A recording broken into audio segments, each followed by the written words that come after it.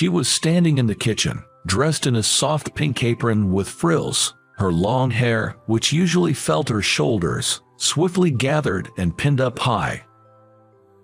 I was watching her from behind. "My name is Kenneth." "Hey, Jane, where did you put that?" I was feeling a bit under the weather since the day before, and was looking for my prescription record book before heading to the doctor's, rummaging through the drawers. It wasn't anything serious, but after crossing 60, even a slight indisposition makes you anxious. So I was looking for the prescription record, but couldn't find it and unintentionally called out for my wife, Jane. And then, midway, it struck me. Jane is no longer here.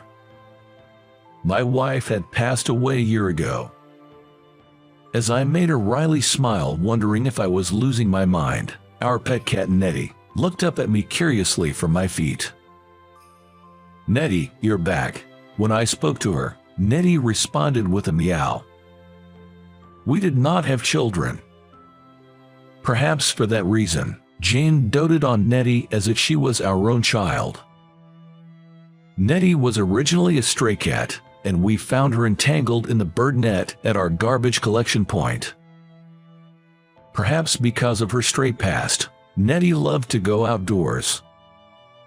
So even after we took her in, we let her roam freely. "Where did Mama keep the prescription record book?" Nettie ignored me, placing her left front paw on my right foot. I closed the drawer I was looking in and opened the one below it. The prescription record was not there either. Instead, there were travel brochures. "Next time, take me with you. You've retired now, and you have some free time. Take me with you." Jane asked me to take her to a quaint, rustic hot spring inn, saying that it had beautiful pink moss nearby and she would love to visit it in May when the flowers would be in full bloom. "Okay, I got it, I'll take you," I answered, and she clapped her hands in joy. But just when we were about to go, last April, Jane suddenly collapsed due to a subarachnoid hemorrhage and passed away 10 days later in the hospital. She was 58. As I was lost in thought, spreading out the travel brochure on the dining table, Nettie jumped onto the table and lay down on the brochure. Nettie's trying to look at that." Nettie, still laying down, started purring. "He's about 10 years old. Mid-50s in human years. I hope you live a long life." Nettie rolled onto her back to show me her belly. Half a month after the first anniversary of Jane's death, I planned a 2-night, 3-day trip to the hot spring inn Jane had always wanted to go to. I called the travel agency in the brochure, and they arranged the inn and round-trip train tickets. While I would be away, I decided to hire a housekeeper, but specifically, a pet sitter for Nettie. I searched online and found a pet sitter who ran her business not too far from my home. As I would be giving my house keys to a stranger, it was necessary to meet her beforehand. "Hello, I'm Nova Garcia, the pet sitter." A few days after I made the call, a woman with shoulder-length black hair came flying in on a bicycle with a basket in front. She was huffing and puffing, her cheeks dimpling as she smiled at me at the entrance. She looked about 55 or 56. As I ushered her into the living room and we exchanged greetings, there was a scratching sound at the living room door. The door opened slightly, and Nettie walked in. "This is the one. It would be great if you could close the door when she opens it." As I got up to close the door, she chuckled. "What's her name?" "It's Nettie, she's a girl." "Oh, I see." She leaned forward to look at Nettie and extended her index finger. In response, Nettie walked up to her, sniffed her finger, and then rubbed her head against the back of her hand. It's unusual for Nettie." "What do you mean?" she asked as she stroked Nettie's head. I told her that Nettie never warmed up to any woman other than my late wife. nor did she even approach them. My late wife used to say that Nettie was jealous, thinking I was having an affair. Oh, so Nettie, do you think I'm not worth being jealous of because I'm just a woman like this? As she and I exchanged smiles, Nettie passed under the chair where she was sitting and curled up under the couch by the window. That spot was Nettie's favorite. It was where my wife Jane used to sit, often taking naps with Nettie on her lap. Feeling reassured that I could leave Nettie in her care, I proceeded with my plan and set off on my journey to the hot spring inn. Looking out the train window at the passing scenery, I wondered how many years it had been since I'd last taken an overnight trip. Since then, 3 years, or was it 5 years ago? I flipped open my flip phone and spoke inwardly to the picture of Jane I had set as my wallpaper. You see that? There's a line. Let's join in. They say the noodles here are delicious. That was on our way back from a 2-day trip to a hot spring in Lake Tahoe, which I drove to. From the moment we left the inn that morning, Jane was excited, constantly pointing out noodle shops. The more excited my wife got, the more my mood plummeted. To make matters worse, the roads were congested, and I grew grumpy for no reason. So, we're stuck in traffic, and now we have to stand in line here. No thanks. If you want to eat it, go eat by yourself. I'll wait in the car. It was like a childish quarrel. Fine. If you don't want to eat, then I won't. Eating alone isn't fun at all. We didn't say a word to each other until we got home. I was wrong back then. In the evening, I arrived at the hot spring inn I had reserved. That day, I soaked in the hot spring and ate the lavish dinner served by the inn. It wasn't as good as I expected. It's true, eating alone isn't fun. The next day, I went to see the lawn cherry blossoms that Jane had wanted to see. Red, white, pink, purple. The entire hillside was covered with beautiful lawn cherry blossoms. It was breathtakingly beautiful. I opened my phone and showed it to Jane in the picture. I felt as though I had finally accomplished something important, something I had left undone. The little over 30 years I spent with you, they flew by, and now it's going to be a long time. The day after, I finished my journey and returned home. I arrived at my house just after 4 p.m. Just then, the pet sitter Nova was there to feed Nettie, and they both greeted me. She returned the key to my house, stepped down to the entrance floor, and put on her shoes. Take care, Nettie. She called out to Nettie, who was in the shadow of the showbox next to the entrance. I remembered the souvenir I had bought for her on my trip and said, "Wait a minute," and brought the paper bag with the souvenir from the living room where I had left my travel bag. She was very modest. "Please accept this. Thanks to you, I could travel with peace of mind." Is that so? Then, without any further ado, as we were doing this, Nettie descended to the entrance floor, ran ahead to the front door. "Do you want to go out to see Nova off? Shall we go to the gate then?" I put on my shoes and opened the door. Nettie was the first one out. Then her, and finally, me. I watched her ride home on her bike with Nettie, who was rubbing herself against the hem of my trousers. When I asked her how Nettie was doing while I was away immediately after I got back from my trip, she happily told me. When I came to feed her, Nettie was waiting for me, and she came to greet me at the door. However, the moment it was just the two of us, things changed. Sometimes, Nettie would get food from some cat lover when we were out, something that had been happening for a while. One evening, as I was watching the evening news on TV, I heard Nettie meowing from the kitchen. "Welcome back, I'm about to feed you." As I called out to her and walked to the kitchen, I served her food from a can on a plate where she was sitting quietly. Yet, Nettie would just sniff the food with her nose up close and lick her paw pads without taking a bite, all the while stroking around her mouth, ears, and forehead. "Did you get fed somewhere again?" Nettie didn't respond but kept on stroking her face passionately. Then one evening, even when it was usually time for her to be home, there was no sign of Nettie coming back.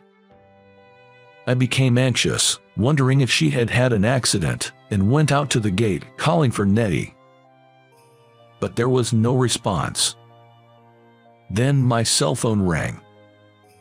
"This is your pet sitter, Nova. Kenneth, Nettie is here at my place."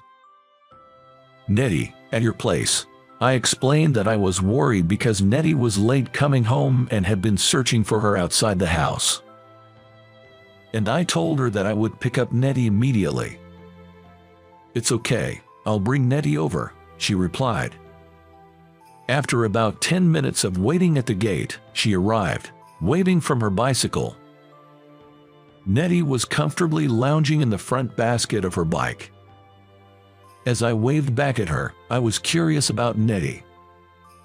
Nettie was usually afraid of women other than my wife, Jane. I invited her to my house for a cup of tea as a token of thanks, and she agreed to stay for a while.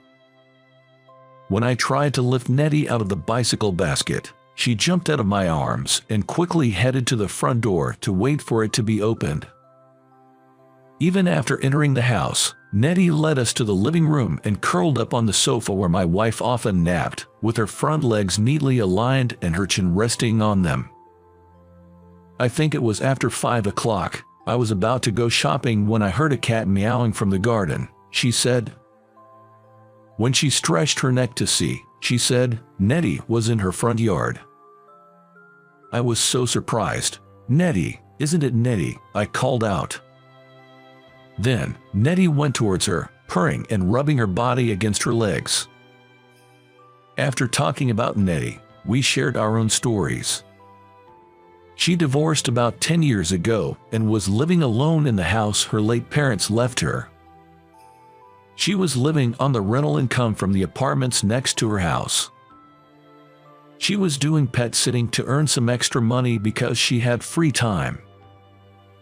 I told her about losing my wife to a subarachnoid hemorrhage a year ago. I was completely dependent on my wife for household chores, and I can't cook at all, I said.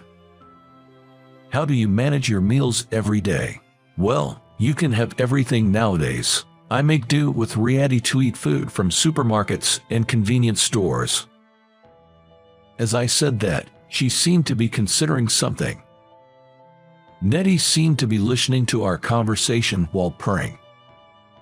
Since that day, she started bringing me homemade meals packed in Tupperware whenever she could. Look, it's easier and more fun for me to cook for two than just for one, she would say. I thanked her and accepted her kindness. But there was one thing. Every time she brought me her homemade food, there was always "This is a treat for Nettie."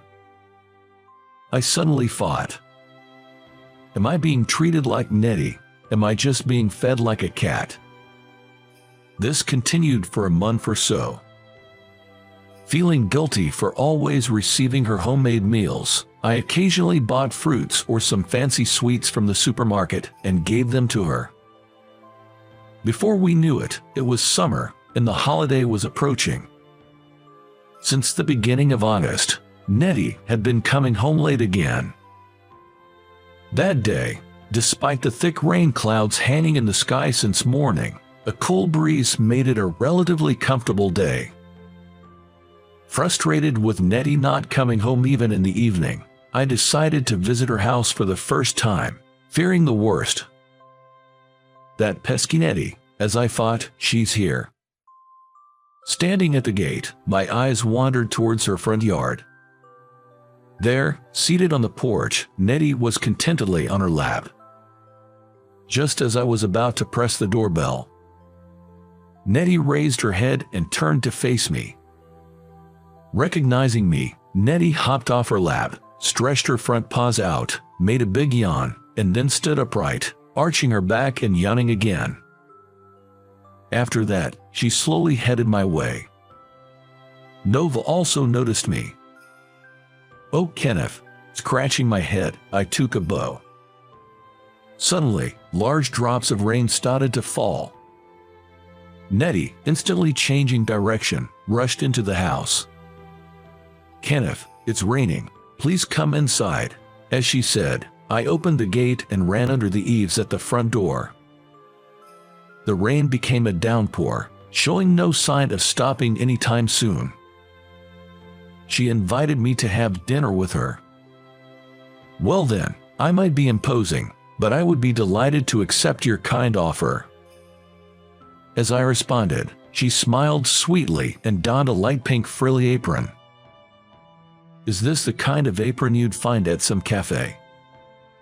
Noticing my wide-eyed surprise, she bashfully explained that the apron was a birthday gift from a friend many years ago. "I didn't usually wear this sort of thing, so it's been put away for a long time. My regular apron has worn out. I live alone, nobody will see, and I didn't want to buy a new one, so I just dug this one out."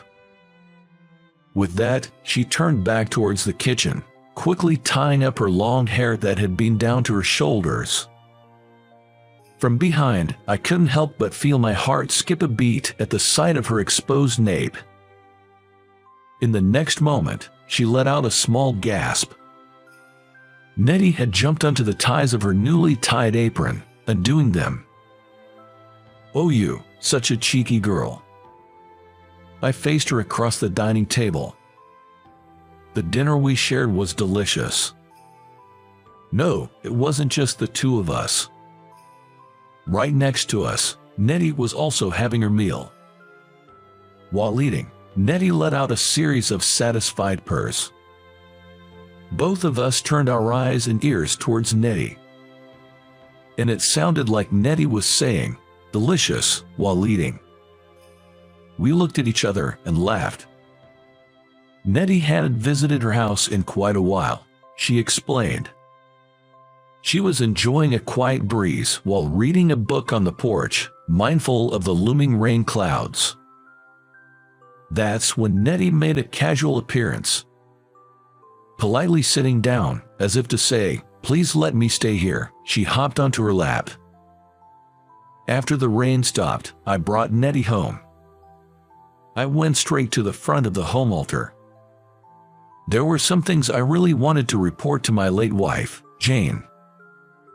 That I had dinner at Nova's place. How seeing the nape of her neck had set my heart racing. And most importantly, that Nettie had grown fond of her. While whispering such things in my heart and joining my hands in prayer in front of the altar, Nettie jumped onto my lap, rubbing her body against me and purring. When I looked at Nettie on my lap, she was looking up at my face. And she blinked slowly and quietly. I blinked back at her. And it seemed as if Nettie smiled. I looked at Nettie's face and the photo of my deceased wife, Jane, on the home altar. She's not a bad person. I felt as if I could hear Jane's voice just then.